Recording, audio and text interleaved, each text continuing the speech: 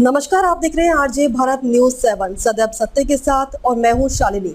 आइए शुरुआत करते हैं आज की मुख्य खबर से। दाहोद प्रभावी मीटिंग में गर्मा गर्मी देखने को मिली। वन पर्यावरण मंत्री अर्जुन मोढवाडिया के सामने एमएलए महेश भूरिया ने दाहोद जिला अधिकारियों की कामगिरी पर सवाल उठाए।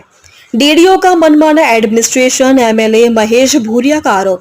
एमएलए महेश भूरिया का आरोप है कि डीडीओ द्वारा मनरेगा योजना के अंतर्गत कुएं के कामों को विधायक पदाधिकारी को पूछे बगैर किए गए हैं। आरोप है कि डीडीओ संकलन और डायरेक्शन की सभाओं में मीटिंग गैरहाजिर रहते हैं। झालोद एमएलए अंकारा पानी ने ऑफिसर्स की मौजूदगी में कैश टेस्ट किया है। प्रभारी मंत्री की मीटिंग का वीडियो सोशल मीडिया पर हुआ वायरल।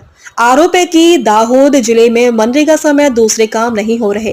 एमएलए महेश भूरिया द्वारा अधिकारियों के काम करने के तरीके आरोप लगाते ही मची खलबली। तो आइए देखते हैं इस पूरी खबर को विस्तार पूर्वक। आखिरकार झालोद विधायक महेश भूरिया ने भरी सभा में क्या कहा।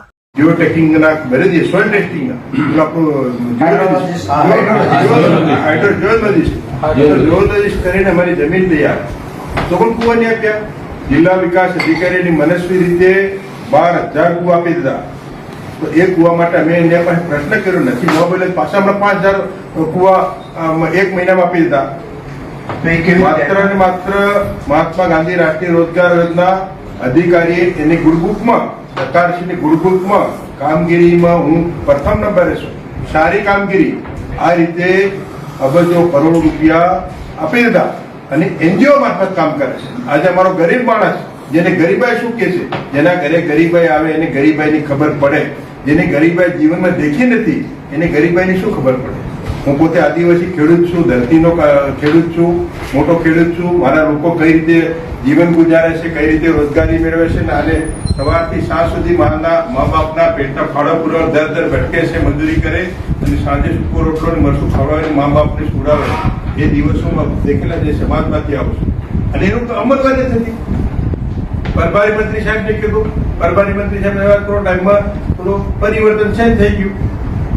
તો આનું કશું નથી અને ડીડીઓ કોઈ મિટિંગમાં આવતો પણ નથી, ખાલી આવતા સાપ્તાહમાં રહે છે અને અમને કોઈ જાતનું સંકલન પણ નથી ધારાસભ્યનો। ધારાસભ્ય એટલે કઈ બાજુ ગુલામ છે? ધારાસભ્ય અમે પણ 3.5 લાખ પ્રજાના પ્રતિનિધિ છે। કશું નહીં સાહેબ, કશું સમન્વય બેઠક નથી થતી। નહીં, સંકલન વસ્તુ અલગ છે, કામનું રિવ્યુ બેઠક વસ્તુ અલગ છે। આયોજનના કામોનું વર્કિંગ, એની મેનેજમેન્ટ, એની ચર્ચા અને સમન્વય થવું જોઈએ। માન્ય કલેક્ટર સાહેબ એ સમન્વય થતું નથી। માન્ય સંસદ સભ્ય સાહેબને, માન્ય મંત્રી સાહેબને બ્રીફ કરવાથી કામ થવાનું નથી।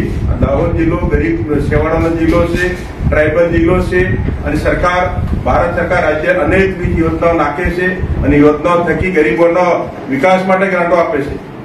અન્ય અલગ અલગ હેડે ગ્રાન્ટ આવે છે। આપણે એવું કરીએ એના માટે અને મનરેગા માટે એવું કરશું આજે ડીડીઓ રાજા ઉપર છે।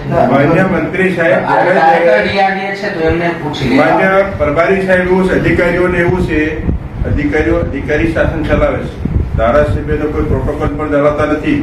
ધારાસભ્યને એવું છે, અધિકારીઓને છે અમે અધિકારી છે। અધિકારી તમારા કરતા તમારો જયારે નોકરી મળી ને એ દિવસથી હું 1993 થી સરકાર ચલાવું। સરકારમાં હું આજ દિન સુધી આ જે એ માણસનો ગુણ વિષય છે, હું સરકારમાં હું ભાગીદારી છે મારી।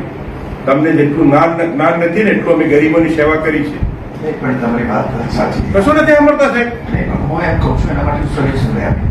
તમે ડીઆરડીએ ને સાથે રાખી જિલ્લા પંચાયતના સંબંધિત અધિકારીઓ અને સાહેબ 3 વર્ષથી હું ધારાસભ્ય દિશાની બેઠક, માન્ય સંસદ સભ્યનો ચેરમેન છે, માન્ય ડીડીઓશ્રીનો સભ્ય સચિવ છે। દિશાની બેઠક હોય 15 દિવસ પહેલા સ્થાનિક ધારાસભ્ય હોય, જિલ્લા પંચાયત પ્રમુખ હોય, પ્રભારી મંત્રી સાહેબ હોય, બધાનું સંકલન સમન્વય કરી અને પછી દિશાની બેઠક બોલાવી છે અને વિસ્તારથી દિશાની બેઠકમાં ચર્ચા થઈ જાય તો શર્ટ ટ્રેન પર 10 મિનિટમાં ખેલ ખતમ। દાહોદ હતો ત્યાંથી તો પાછળ નિષેક ક્રમાંકે જઈ રહ્યો અને ખાલી પેપર વગર દાહોદ આટલો સાહેબ નહીં ચાલે। એવું છે દિશાની મિટિંગ તો આપણે થવાની છે અને એ વખતે આપણે જે ચર્ચા કરવી હોય બધાને છૂટ જ હોય છે, એ વખતે ચર્ચા કરી લે અને મનરેગા માટે છે તમે અલગથી મિટિંગ બોલાવો। મિટિંગ બોલાવીને ધારાસભ્યોને હાજર રાખો, બધાને દરેક વિસ્તારનો રિવ્યુ લ્યો, પહેલા એમની પાસેથી સૂચનો માંગી લો કે શું કરવાનું છે।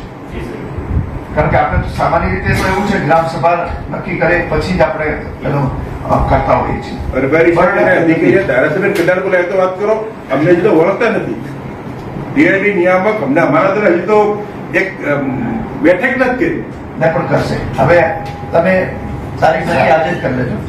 આજે તારીખ નક્કી કરી અને તમને ધારાસભ્યોને એને સંબંધિત અધિકારીઓ અને તાલુકા પંચાયતના પ્રમુખને હાજર રાખો, કારણ કે એમાં તાલુકા પંચાયત આવતા હોય છે, એને રાખો અને એના સૂચનો પહેલાથી માગી લો કે તમારા સૂચનો એ આપો અને પછી આપણે નક્કી માન્ય કરો. પરભારી સાહેબ, આ પ્રશ્ન ઉભા થવાનું કારણ આ અધિકારી જ છે.